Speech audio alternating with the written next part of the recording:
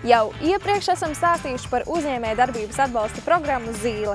Šoreiz ciemosimies pie uzņēmumiem Salacis Supi un Ērenplejs, kuri ar atbalsta palīdzību ir paplašinājuši savu piedāvājumu klāstu. Uzņēmumi Ērenplejs un Salacis Supi savu darbību sāka pirms 2 gadiem, pateicoties Mazsalacis uzņēmējdarbības atbalsta grantam. Tas bijis pirmais solis, lai vispār uzsāktu savu uzņēmējdarbību, savukārt nākamais solis – Zīles atbalsta programma, lai uzņēmējdarbību paplašinātu. Kā jau visi, man šķiet, atduramies pret finansiālo aspektu, un tad, jā, bet šāda iespēja, kad pa vidē mēs pamanījām, ka tā tad ir izsludināta, domājam, labi ir, tā kā pamēģināsim.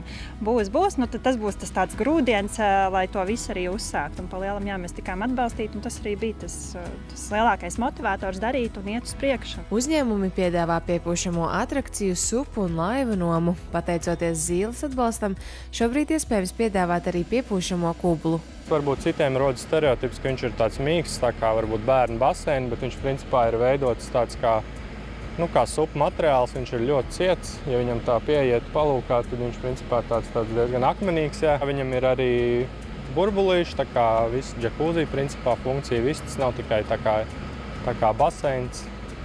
Tā kā diezgan jautri iet balīties. Mārtiņš stāsta, šādi kubli šobrīd vēl ir jaunums, bet tie ir parocīgāki nekā ierastie koka kubli. Šim arī tāds pluss, kad nav obligāti vajadzīga tā piekaba un daudz vieglāk piekļūšana. Viņš ir diezgan palielā somā, bet diezgan viegli pārnēsājumā, tā kā viņi var nolikt jebkur, pat arī uz liels balkons, kaut vai mājās uz balkonu. Piedāvājumu klāstam pievienojusies arī lielāka piepūšamā atrakcija. Mums ir pandiņa, un mums ir akvārijas. Jā, tā pirmā atrakcija ir akvārijas, un tagad ir pandiņa. Zīle programma bija liels palīgs, es varu teikt, šajā ziņā, finansiālajā ziņā, kad atbalstīja mūs pavirzīties atkal par solīti uz priekšu, kā saka. Mārtiņš un Madara programmai pieteicās pirmo reizi, un kā vērtē uzņēmēji, pieteikuma forma bijusi viena no vienkāršākajām, kāda pildīta, kā arī Zīles komanda ir bijusi ļoti atsaucīga un palīdzējusi ar papildus idejām. Es tiešām iesaku jaunu uzņēmējiem pieteikties, nenobīties no birokrātiskās puses. Tiešām viss ir izdarāms, viss ir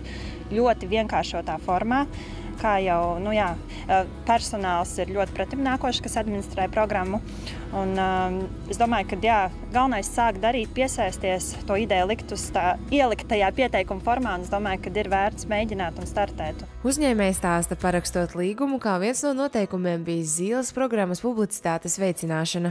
Šajā gadījumā es iegādājos pandiņu Zīles programmas ietvaros, un tad attiecīgi, tad mēs arī izdarījām visu, kā prasīts, nodrošinājām programmas publicitāti, tātad uzlīmējot uzlīmi uz šī te pamatinventāra. Šobrīd ir arī izstrādes procesā ērenplejs.lv mājaslapa, kurā tad arī attiecīgi mēs iekļausim Zīle logo, jo tā bija atbalsta programma, kas mums palīdzēja virzīties uz priekšu. Tiesa, Zīles atbalsts nebeidzas tikai ar līgumu parakstīšanu un finansējumu saņemšanu. Zīle programma rīko arī dažādas meistarklases seminārus, kur var iegūt daudz jaunas zināšanas gan par digitālo pusi, gan kā savu produktu vai pakalpojumu virzīt tirgū. Tā kā tas projekts ir gan ievērojams un nav tā, kad pieteikums beidzās, tur, teiksim, saņemat naudiņu un sadarbība beidzās, ja ir interesi, var daudz mācīties un attīstīties. Jā.